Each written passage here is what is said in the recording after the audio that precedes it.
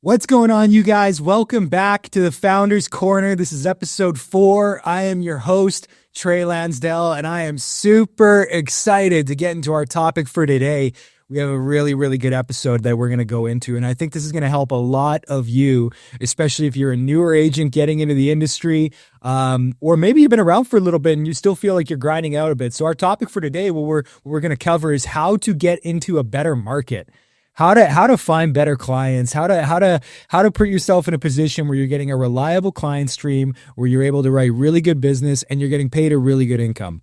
And this is a topic that for me is something I'm really passionate about, and it means a lot to me because I know what it's like to kind of feel like you're grinding it out and not really winning in terms of, the business you're able to write. When I first started, I was 19 years old, right? So when I got into the game, when I got in the industry, started up with our company, 19-year-old university dropout, laid off from his government job. I didn't grow up in the city I was working in either. So they gave me one of those little top 25s to fill out a prospect sheet. And I think I could put 7 names on that list total. I actually found it the other day, my original prospect sheet when I first got into the industry. And, it's interesting looking at that list. I mean, it was 7 people. 5 of them didn't want anything to do with it. They were all my broke friends from university who thought everything was a scam. And then 2 of them were family members who didn't even live in the city. And this was pre-Zoom, pre any of that, right? You kind of only did business in the city you lived in. And so I know what it's like to kind of feel like you're grinding it out in a market that's really tough to operate in, right? Especially being a younger guy, all your clients are going to be 19, 20 years old too. And so you're selling a lot of term insurance for 10, 15 bucks a month, thinking that, hopefully one day I'll actually find a decently qualified client. And it's tough, right? It's a grind. Then flash forward to today, having been in the industry almost a decade, I don't pretend to act like I've got everything all figured out. But what I can say is here in Canada, out of 20,000 licensed agents within our company, I'm in the top 50 for personal production. I'm one of the top 50 personal producers in our company. I actually checked yesterday. I'm number 38 right now for personal production in all of Canada, out of 20,000 licensed agents. And so do I think I have it figured out? No, but I do think that I'm pretty consistent with writing business, and within our hierarchy, I'm the number 1 personal producer out of 1,000 licensed agents. So I hope that what I'm able to get into today, I can give you guys some really good tangibles on how to grow into a better market, how to start tapping into a better market. Because one thing that I have always been very good at, especially within the last 2-3 years of my career, now that I've started adopting these things, is I'm able to consistently earn income regardless of whether I'm building a team or not, right? The reason why I'm so passionate about production, you guys, and being really strong with your own pen is because knowing how to be in a good market, stay in a good market, write good business, and consistently do it is a separator. It's the ultimate feeling of confidence is knowing that whether you have a team or not, whether you're expanding or not, whether you're recruiting or not, whether your team is doing anything or not, knowing that you can still go out there and put pen to paper and make 6 figures just off your pen is a huge deal. And for myself personally, I was a marketing director making over $100,000 long before I ever had a team or long before I ever became an agency owner, went SMD, right? So for me personally, I think one of the most powerful things that you can be is a strong personal producer who can pay his own bills, because it gives you the greatest feeling of confidence, but also a massive moral authority within your organization. Because my guys know I don't need them to make money. I don't need them to go and generate clients. I'll always be able to pay my bills and look after my family. And so it creates a way healthier relationship between myself and my team, because now they know, okay, Trey doesn't need me to pay his mortgage, right? Trey doesn't need me to pay for his groceries. Trey wants to help me and grow me. Because he's going to be able to do it all by himself anyways. So that's why it's so key, you guys. So let's get into it. How to actually get into a better market. I got 5 things I want to cover with you. And so the first is very simple. Learn your product shelf. Number 1 is learn your product shelf. I don't care if you're in our company, if you're in another company, right? There's a ton of great companies out there. There's a ton of great broker companies out there with decent product shelves. Ours has the largest in Canada. And as a result of that, there's a lot of products to learn. And ultimately, what I tend to find happens, especially in companies with models like ours, which is more of a recruiting team building dynamic, an agency model, is what tends to happen is people sort of fragment themselves. They section themselves into really two categories. And so they view the company as it's a recruiting, building my field force, and selling insurance, right? And then occasionally, sometimes you'll see teams that, they get a little spicy and they throw some investments in there too, right? But that's really all they do. They're recruiting and they're selling insurance, recruiting and selling insurance. And by the way, I want to make this clear. There's nothing wrong with that. So if you're in a team that has that model, I'm not talking smack. I'm not. The family's still being helped. Income's still being generated. Policies are still being put in place. Protection is still being put in place, right? It's okay. And it's you can argue on the other side of it. It's way faster to duplicate. It's way faster to scale. So I'm not talking any smack. But what I am saying is that when you have that approach, what you're really doing is you're taking a company and an opportunity and a business model that has the depth of an ocean and looking at it and going, that's a puddle, right? You're making it way more shallow than it actually is. Because the reality of our model in our industry, and especially with a company like ours, we have the biggest product shelf in all of North America. And so to condense it down to, I'm just going to sell one or two insurance products and I'm going to sell one or two investment portfolios and I'm just going to recruit and build a team. That's great, but you've really limited yourself in terms of income earning opportunity. And so what I'd really recommend is that you learn your product shelf, right? Do you actually understand what you have access to? Oftentimes I hear people say about our company, they're like, oh, WFG is the greatest place for someone to go in and build a business in finance. That's true, but I also believe it's the greatest home for personal producers in the industry. Not necessarily so much if you're just talking about compensation, if you just want upfront commission. But I believe it's the greatest home for personal producers because the opportunity of product offering that you have available to your clients is the largest. So you always have something that you can offer to someone. Right? You always have a solution to a need that your client has. You're always able to provide an offering. And that's a huge, huge, huge deal. Knowing that no matter what, when you sit down with somebody, you're able to do something for them to get them into a better position because your product shelf is so large, your offering is so huge. It gives you, really an untapped income earning potential, right? Then the question just becomes, can you get in front of as many people as possible? How many people can you get in front of? And then are you able to close them on the business that you're showing them, right? But the question, the issue, the hole that you have will never be product. So how can we learn our product shelf? Well, I think for starters, you got to segment it. I think you got to segment it into insurance, investments, and the solutions.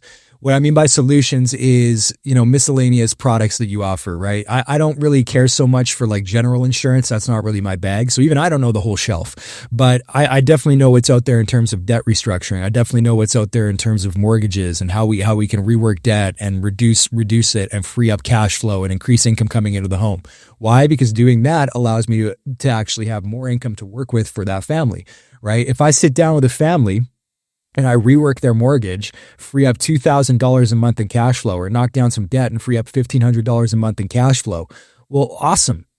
That means now we have $1,500 or $2,000 that we can now play with for their savings that they didn't have before, that we can set aside for their retirement that they did not have before, that we can put in place for insurance options to make sure the family's protected that they did not have before.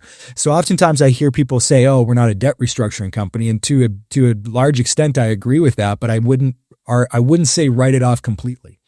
I would say understand how it works and when to use it, because it does free up the availability for you to do a lot more for your clients if you know how to use it and how to work with it. So understand what's available to you in those areas in terms of mortgages, debt restructuring, the companies that you have on shelf, what they offer and how to use them. Learn this stuff and then start learning how the insurance works. Who are the companies that you have that are your insurance carriers, your investment carriers? What are the big ones? And then figure out what their strengths and their weaknesses are. No one company on anyone's shelf is a one size fits all for everybody, right? I have certain companies that I really, really, really love to use for permanent insurance. And I have other companies that I really, really love to use for term insurance, right? I have certain companies that I love for investments, but I also have other companies that I use for annuities and retirement planning strategies, because certain companies have strengths that other companies do not. So learn what each company excels at, learn that product, and then find a way to fit it into your offering. So anytime you're doing a data collect and a needs analysis for the family, in the back of your head, you're like, okay, this company will be really good for their permanent insurance need. Or they don't really have the budget for permanent insurance, but we definitely need to protect them. They have no coverage. Oh, this company would be awesome for term insurance. This is the one I'm going to use. Oh, we need to free up money on the debt side. Okay, well, I'm going to send them off to this company. Ooh, they got, 800 grand tucked away in an RRSP over here, or a 401k in the States. Let's move it into an annuity with so-and-so, right? Like, you always know where you're going to put things because you already know how the products work and which companies are best for those products. So it's not that you have a huge amount to learn. You don't have to learn every product with every company. You need to learn which companies offer what do they excel at, what are their flagship products, and then you custom tailor your options to that, right? So you're not learning everything, you're just learning what they're best at, and then learning how that product works, and then going from there. But learn the product shelf, right? You should be well versed in everything.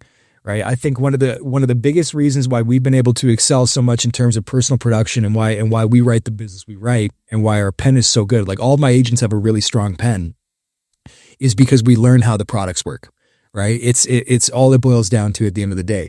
And so I've always made the argument that, for certain agents that are just starting off, or maybe they have a more limited or narrow approach, when they work with a client, they might write 10 or 15,000 points, whereas our agents could write 30 to 40,000 points because we just have a bigger understanding of what we have available to us and how to work that within the client's picture in a way that makes a lot of sense. So they're really well taken care of. So that's the first thing. Learn the product shelf. Be well versed in your offering. You think of our company, Canada, we got so many options to choose from.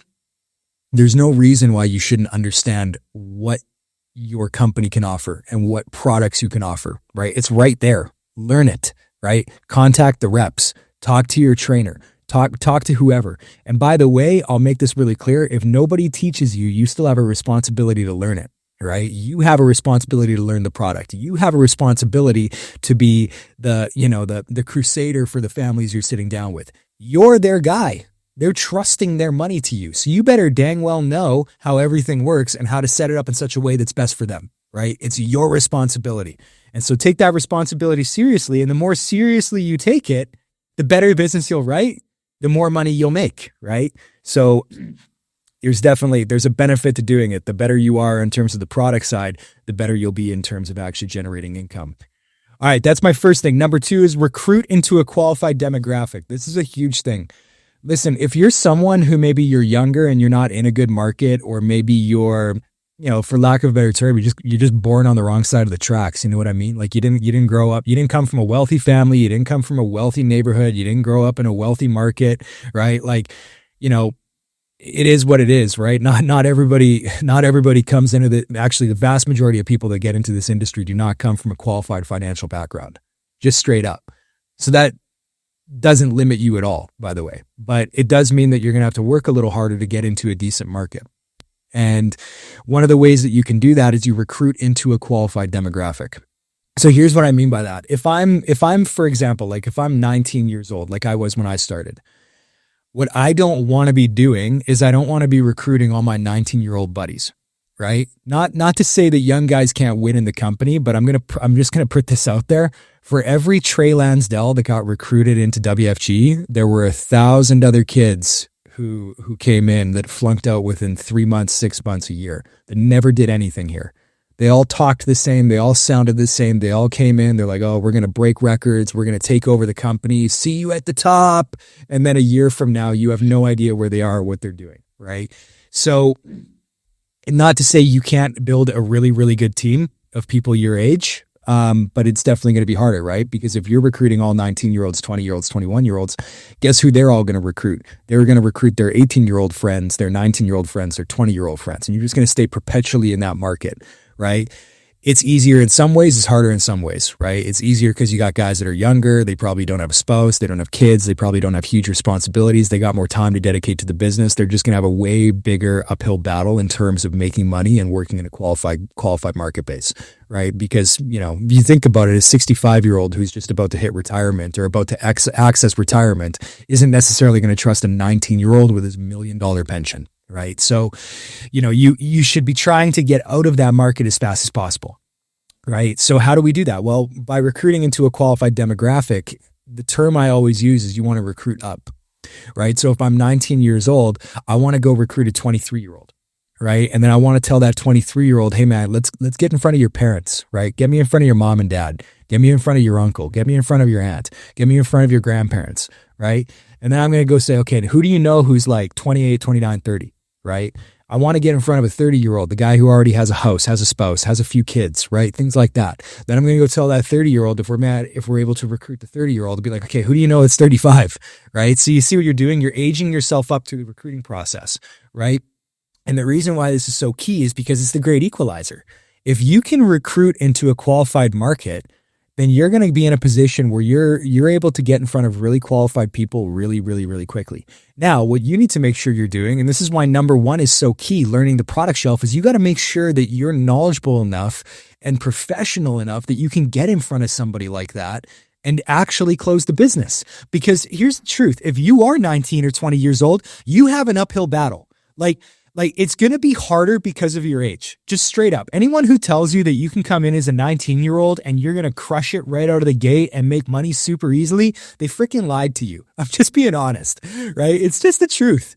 You're 19 years old. You're 20 years old. You're going to have a harder time making money, building a business, and working with qualified clientele because you're younger. They don't take you as seriously yet. So one thing that I always tried to do when I first started off is I was like, okay, if I'm 20 years old, I got to act like I'm 35. Right? I got to be so knowledgeable with the products. The moment I open my mouth, they're like, okay, he's young, but he knows what he's talking about. He holds himself well. He conducts himself well. He's extremely knowledgeable about the products. He knows this industry. And that's the only saving grace you got, right?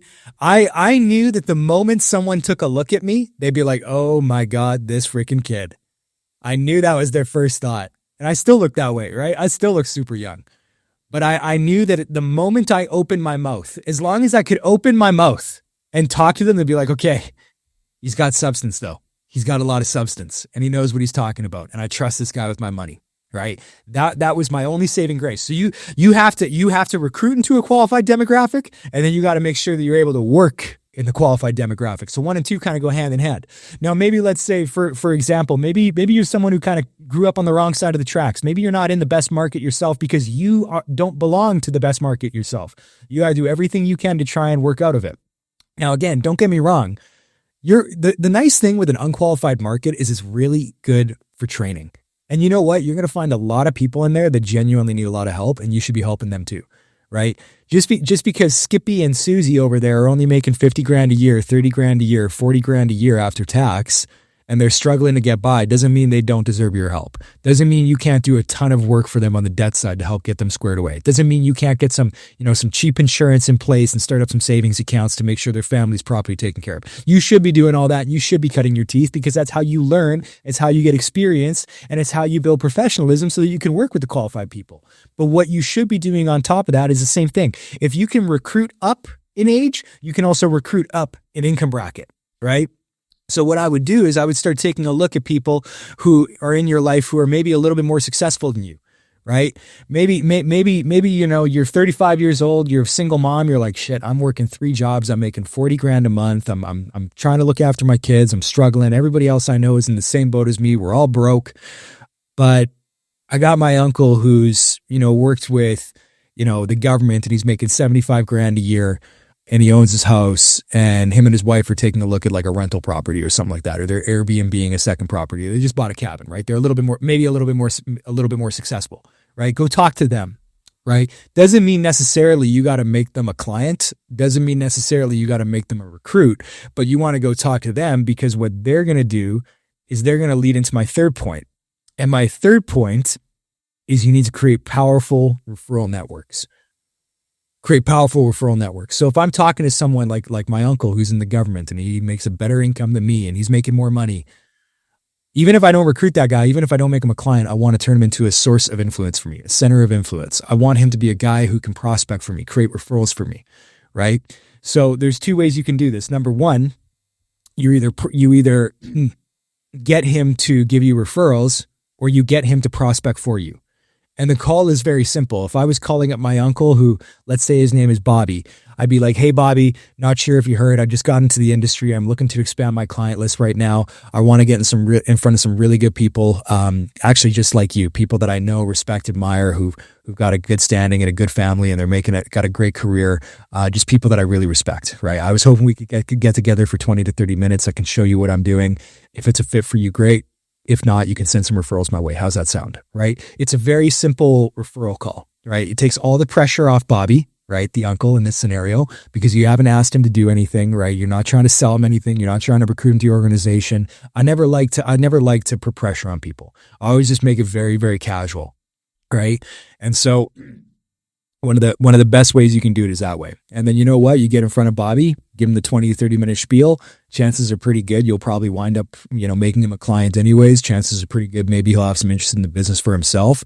But your main thing is you want to start getting some referrals out of him. Okay, now Bobby, I really, really want to take on some clients here. I'm trying to expand my client list. Who do you know that would be a really, really good fit? I would appreciate you so much if you were able to help me out and help me get my feet on the ground here and start to build a really awesome client list. Who can I help, right? You frame it that way, and now all of a sudden he's thinking, okay, well, my friend Susie, who also works for the government, was complaining about her credit card debt, right?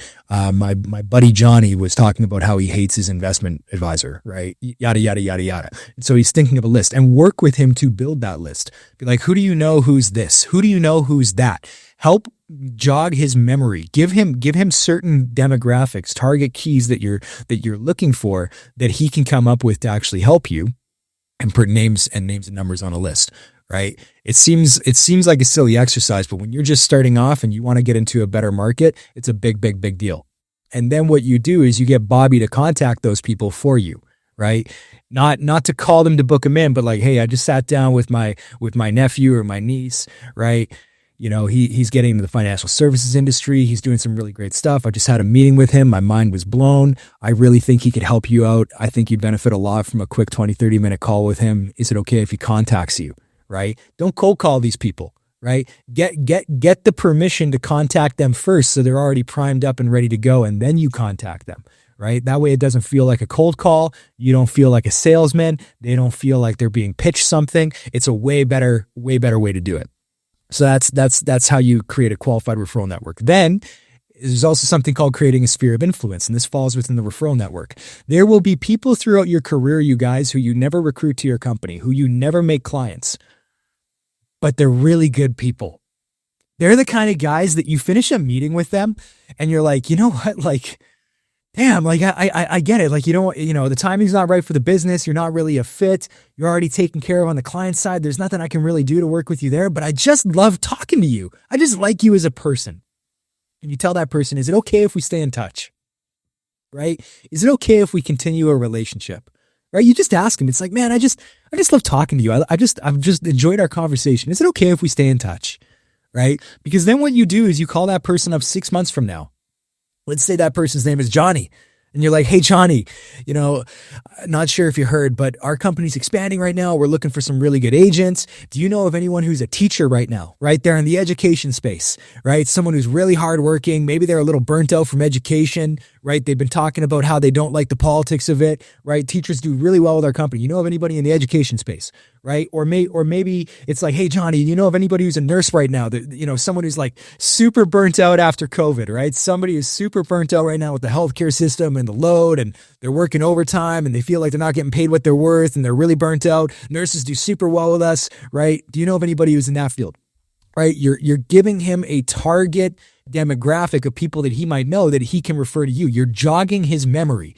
And then what happens is you keep creating that. You start creating this dynamic with people like that. And what they're doing is they're prospecting for you. They're getting referrals for you. They might not be in the business. They might not be a client of yours, but they're going out and talking to people they know about what you do and giving you referrals. It's something called a center of influence or a sphere of influence. And it's something I got from Rich Dolly, who's a mentor of ours in our company. And it's one of the most powerful things that I have ever learned. And I've used it to great effect, right? People that aren't clients of mine, aren't in my business, not on my team, but I have a great relationship with them. I love them as people. Hopefully they like me too. And they go out there and they talk about what I do and they find me new names and numbers and they generate referrals for me, right? I've got guys that are in the industry that I've got a really, really great relationship with, right? Who are not in my company, right? Technically we're competitors, but they send people to me, right? Because we have that dynamic, right? So it's all about stuff like that. So to recap up until this point, number one is you have to learn your product shelf. So that way you understand the products, you know how to talk to a more qualified demographic about what we actually do and what you can offer them. And you can stand on your own 2 feet, especially if you're someone who doesn't come from a qualified market. You have more legwork to do. You have to be able to establish authority, credibility, and reputation very, very fast in a meeting like that. Number two is recruit into a qualified demographic, right? Recruit up, right? If you're younger, recruit older, right? If you're not qualified yourself, which I hate that term, I think whatever, you know what I mean, right? If you come from the wrong side of the tracks, you weren't blessed to be born with, a six-figure income and a six-figure family, got to go find a way to recruit into a higher tax bracket, right? You got to find people who you can get in front of. So recruit into a better market. And then thirdly is create powerful referral networks. Most advisors and agents in our company, they make this mistake where they get in front of someone, they close business, and they never talk to their damn client again until the review. They never talk to them. They're like, hey, thanks for the business. See you later, right? Chat again in 6 months to a year. And it's like, the relationship ends there. Ask them for referrals, ask them for people they know, right? Get more, squeeze more juice out of the orange. They already, they already gave you their money. They're already a client. If they trust you enough with their finances, they'll trust you enough if you just politely ask them like, hey, now that you've seen what I can do for you, who do you know that I might be able to help as well too? I'm really trying to find some more clients. I'm really trying to do some great work for families here. We're still expanding. I'm taking on more clients. I think I can take on about 3, 4, 5 more this month. Who do you know? Right? Don't just end the relationship. Don't just have it be a one-night stand with your client where you just sell them a policy, you put a plan in place, and then you don't talk to them again after that. Get more out of it, right? Create a sphere of influence, create a referral network, create all of it. And that goes for whether they become a client or not, whether they do business with you or not. All right. Number 4, brand yourself accordingly. And I mean this in a ton of ways. The 2 biggest mistakes I see agents make right now in our business, whether it's with WFG or with other companies out there, the biggest 2 mistakes I see is number 1, your branding is unclear, and number 2, your branding is unprofessional. It's just one or the other. Some of you guys have brandings primarily on social media, Instagram, LinkedIn, whatever, Facebook, where I look at your profiles. I don't know what you do. I'm unclear as to what you offer. And it's because a lot of you guys either don't brand yourself very well, right? You don't use your Instagram as a business card. You don't use your LinkedIn as a business card. You don't give me a peek into your business or what you do. All your feed, if your feed is just a endless timeline of like you, your dog, your cat, the meal you ate last week that was so pretty you had to Instagram it, and it's just like continuously like that. And also like the night you went out to the bar and you're like, oh my gosh, hashtag about last night. I don't know what you do and I don't know what you offer, right? And you might say, okay, well, Trey, I don't want to have people associate my personal social media presence with me professionally. Well, my biggest thing that I would challenge you on is, what are you doing in your personal life that is so detrimental to your professional life, right? What do you do in your personal life that you don't want your clients to see or your business partners to see? And that might be something that you need to take a look at and think about, right? You take a look at my Instagram, it's all on there. My family's on there. My friends are on there. My business is on there, because I'm not doing stuff in my free time that I would be embarrassed about my clients knowing about, right? My idea of a wild night out is I play Mario Party with my wife and we have a glass of wine, right? I got old. It is what it is. But that's it at the end of the day. So don't be afraid to combine the 2. I should be able to look at your Instagram. I should be able to look at your LinkedIn and know what industry you're in and what you offer. And part of the reason why that's so key is because if no one knows what you do, how the heck are they supposed to reach out to you about what you do? Right? Like half the reason why you guys can't get clients and half the reason why you can't get prospects is because nobody freaking knows what you actually do. You kind of like hide it. You like shy away from it. You're like, you don't talk about your business. You don't talk about your company. You don't talk about what you do on Facebook or Instagram because you're afraid somebody's going to leave a mean comment. Who cares? Who cares? They're not in the industry. They don't understand any of it. They're not paying your bills. They're not going to be a client anyways. Just delete the dang comment and move on. because there's going to be 5 or 10 guys in there that are really, really, really interested in what you do, who might be up to their eyeballs in debt and didn't know where to turn to. And lo and behold, they go on their Facebook, see a post about what you're doing, and they're like, oh my God, Susie can help me. Susie can take care of me. And you're able to do great work for them and help them and knock down debt and free up cash flow and get an awesome insurance plan in place and protect the family and get them on track for their investments and their savings. All because you just made it known what you are actually doing, right? It's one of the biggest things that are it's so funny. It's the difference between guys in our industry and the guys in real estate. All the guys in our industry and all the guys in our company are so afraid to talk about what they do. They like hide it and they shy away from it. And then you see guys in the real estate industry, they don't shut up about it. Every time they go to a freaking party, they're handing out business cards, right? Real estate agents, like their faces are on bus benches and billboards and they're on radio ads. And it's like, oh my God, like this dude's everywhere. He's relentless, right? It's because they know that money follows attention, right? And the more attention they have, the more homes they can sell. Well, it's true in our industry too. You want to help more families, you need more attention around you. So brand yourself accordingly. Am I able to figure out what you do based off of your social media presence? And the second big thing is brand yourself professionally, right? Some of you guys pigeonhole yourself a little bit too much with how you brand yourself. It's okay to have fun. It's okay to have a personality. It's okay to have a vibe. Don't get me wrong. You don't have to be a stuffy advisor with a big fat tie and, you just bland and boring and you have no personality. You have no energy to you. You don't have to be like that. But there's a difference between having a great personality and being fun and having a strong culture and all that stuff and being unprofessional. There's a strong difference. There's a distinct line. And so always make sure that you're doing that. Make sure that you're professional. And again, it goes back to what are you doing in your personal life that you wouldn't want people to see in your professional life, right? And there shouldn't be anything, right? So make sure that you're branding yourself professionally so that when people look at you, they're like, okay, he cares about me. He'll help me. And on top of it, he knows what he's talking about. That's really all people care about. At the end of the day, can he help me? And does he want to help me? That's what people want to know. That's the vibe they want to get. All people really care about when they sit down with you is, can he help me? Does he have the means to help me? And will he help me? Is he a good person and does he know what he's doing? That's what they care about. And so that has to be clear and concise from your branding. That has to be something that you can easily figure out. And so, are you showing yourself that way? And don't be afraid to brand yourself in a way that actually shows everything of what you do, right? I see a lot of times people in our industry, they just brand themselves as I'm only insurance or I'm only investments. You're a broker. You do everything, right? Don't be afraid to talk about the fact that you do everything. People ask me when people ask me, hey, what do you offer? My answer is very simple. I'm like, you name anything in this world that has a dollar figure attached to it, we can do it. The only thing I can't do is I can't do your taxes at the start of the year. But other than that, we can do it, right? That's my answer. That's what I say. That's what I talk about because I want them to know I can be a one-stop shop for literally everything they need, right? So make sure you're branding yourself accordingly. And then my last point is practice what you preach. Grow into your market. Here's what I mean by this.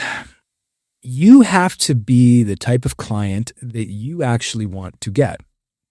You have to be a crusader for what you actually offer. Here's kind of where I'm going with this. Oftentimes I see a lot of agents that their own finances aren't in order. Their savings are in shambles. Their debt isn't in place or taken care of. They have no insurance. They don't have anything. There's nothing set up. Their financial house is just kind of all over the place. It's not in good shape. And don't get me wrong, if you're listening to this right now and you're like a brand new agent and you just kind of start off, or maybe you've been licensed for a little bit and you're finally starting to get things rolling and you're like, okay, well, I'm not where I want to be financially. Look, I'm not shaming you.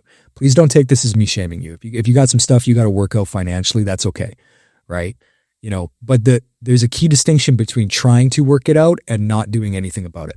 Right? If you are, in a point where it's like, okay, you're starting to knock down some debt, you're getting your savings better. Obviously, you're not where you want to be at. Maybe you feel a little tight financially, right? You got some things you got to work out, but you're working on it. That's great. Good for you. That's awesome. You're not the person I'm talking about. The agent who is sitting around and hasn't done anything about their finances and it's a complete, for lack of a better term, shit show. That's the person who is a really, really bad example for their clients. Because could you imagine if I sat down with one of my clients and I'm showing them a plan and what we do for them, and they're like, oh, this is great, Trey, but what do you have? And you're like, well, I got a savings account with the bank. I got some term insurance with Primerica, right? Like, they'd be like, dude, who is this guy? Like, get out of here, right? Like they would not do business with me, right? So when people ask me like, hey, what do you have? I'm like, well, I got this product, this product, this product, this product, all through the company. Here's what I save. Here's how I use it. Here's how I do it. I am an evangelical billboard of what we offer for families because I'm living it and I'm doing it. Now, does that mean that you got to go be out and drop, $2,000 a month into a whole life and $500 a month into a UL and, have all of your kids with ULs and be saving a bunch of money, even though you don't have the financial means to do it? Absolutely not. Don't strain yourself. But what you need to be doing is you need to be working on your own personal finances, because what that allows you to do is it's now a learned example that gives you a story that you can use with clients when you're talking about it. So one of the big things in our team, for example, within our hierarchy, I was one of the first guys to really start using whole life for lending strategies, money borrowing strategies, corporate policies, things like that. There wasn't a lot of whole life business that was done in our team other than me. And other than, one of the big questions being like, how did you learn this? Why did you start using it? One of the big questions that people would ask me is, how do you find these clients and how do you offer these products and how do you bring up the conversation? And it's very simple. I just talk about what I do, right? Because I have the product. I use the product. I understand the product. I've used it in my own personal finances, so I have that conversation with the clients, right? We also do a lot of policies on kids, child ULs, right? I love child ULs. Why? Because every single one of my kids has one. I put $200 a month into each of my daughter's child ULs. Why do I do that? Because I want it for education. I want it for a home purchase. I want it for this. I want them to be set up. So guess what I'm able to do when I'm talking to a client? I can talk about what I have in place for my kids. And I can show them like, hey, here's Emily's policy. Here's my daughter. When she turned 30 days old, here's what we did for her, right? And I can show them the real numbers. That, you guys, is so much more powerful than just saying, hey, here's a potential offering that we can do for your kid. All right, here's what a child UL could look like, right? No, here's what we did, right? Because the moment someone hears you say, hey, I have it, I have this, and this is what I do, and here's what it looks like for me.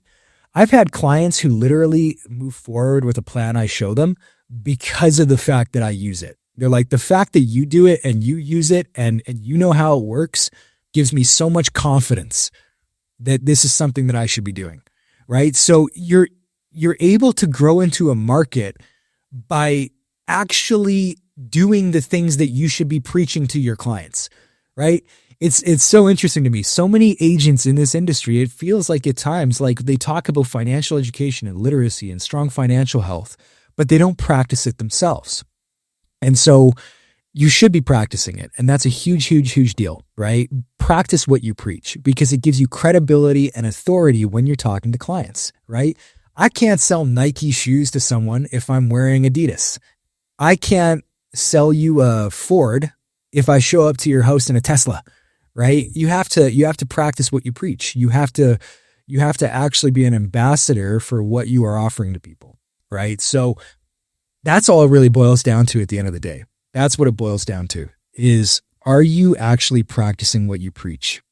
And that will help you grow into the market that you want to be in, right? I wanted to get into a really qualified market of, for a while there, moms, dads, families, qualified parents, right? 2-income households, got a few kids. They're making, 100, 150 grand a year. I wanted to be in that market, right? And, the funny thing was when I started making sure that our finances were in order for our kids and we were practicing what we preach, guess what I started to find a lot of?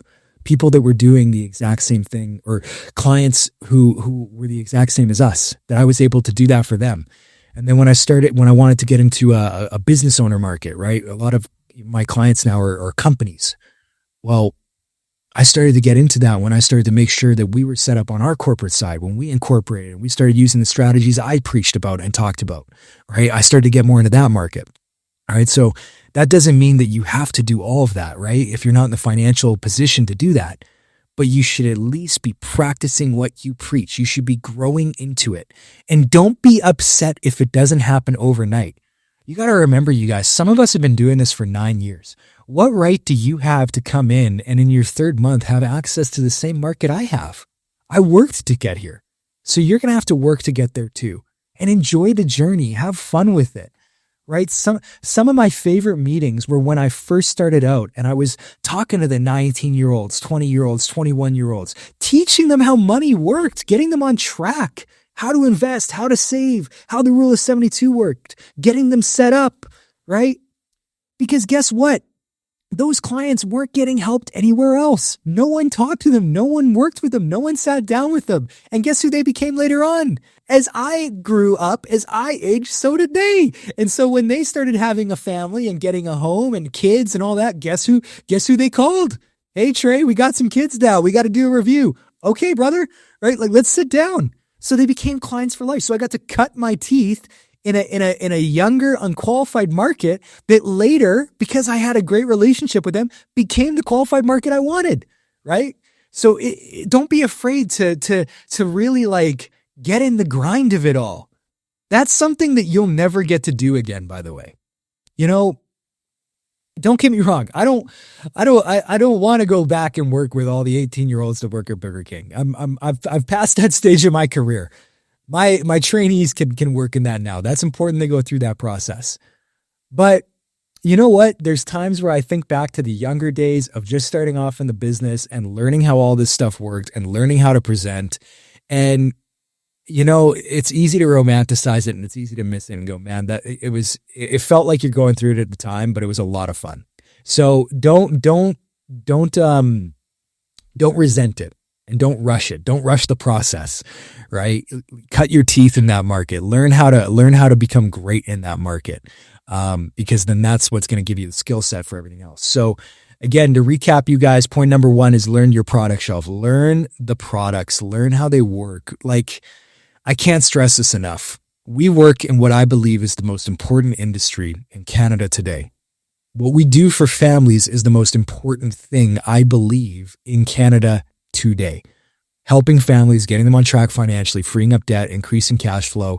No one else is doing what we do for the middle market, right? So learn how our products work because people are trusting you with their money. They are trusting you to be the steward of their finances. And so you should be so good, so knowledgeable, so skilled. Doesn't mean if you don't know everything, get analysis paralysis, but make an effort to know how things work. And then number 2, recruit into a qualified demographic. If you're not in a qualified market, go build into one, recruit into one, and do it intentionally. Number 3, create powerful referral networks. So many people get a result and move on, get a result, move on, get a result, move on. No. Don't do that. Get a result, continue to build the relationship, and then turn that person into a referral source for you, a center of influence for you, right? Because if you do great work for someone, if you really help them out, if you really, really make sure they're taken care of and you leave a great impression with them, yes, you can ask for some referrals. And yes, they'll happily do it. And yes, they'll talk about you. Become an advisor, become an agent that people will brag about. That should be your goal. Become someone that your clients will brag about to their friends, right? It's a great feeling. Number 4, brand yourself accordingly. Please make sure that you are setting yourself up in such a fashion that people know what you do, that there's attention on you. They can actually be put in a position where they're able to reach out to you and have a direct line of communication with you because you've allowed them to know what you do and see what you offer. And then also, please respect the brand. Like, please be credible. Please have a strong presence of authority and integrity and ethics, right?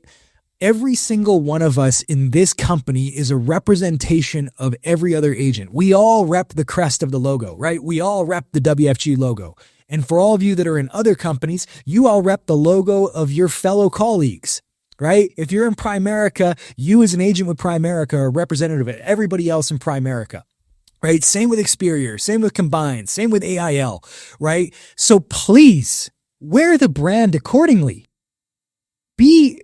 I have worked very hard to create a strong brand with great credibility and a presence of authority and integrity to my clients. Please respect my brand and I'll respect your brand, right? You're a representation. How you act, you don't ever want to be the person where your poor reputation, your poor brand is the reason somebody else is not able to help a family or onboard a new agent because they had a bad run-in with you, a bad impression of you, and now they want nothing to do with the company that your friend or your colleague is associated with. You don't want to be that guy. Trust me. And number 5, practice what you preach. Practice what you preach. At the very least, even if it doesn't grow you into a new market, at least be in a better position yourself so that you can count yourself among one of the families that have been helped by the industry you get to work in. And along the way, you will definitely have a ton of people, most likely, who will want to be in the same position as you. So appreciate you guys. This has been episode 4 of How to Get Into a Better Market. I know this is a longer episode, but I hope that you guys got a ton of value out of this because I believe that this is a great separator. The ability to put pen to paper and know no matter what happens, whether you're building a team or not, whether you're recruiting or not, whether you have an agency or not, as long as I can put pen to paper and help a family, I can make 6 figures and pay my bills, come hell or high water, drop me anywhere in Canada and I can do it. That is an unbelievably good feeling. It's a powerful feeling. It creates so much confidence for yourself and so much moral authority for you as you build and scale your agency. So love you guys. Thanks for listening. Can't wait to see you all in the next episode. Take care.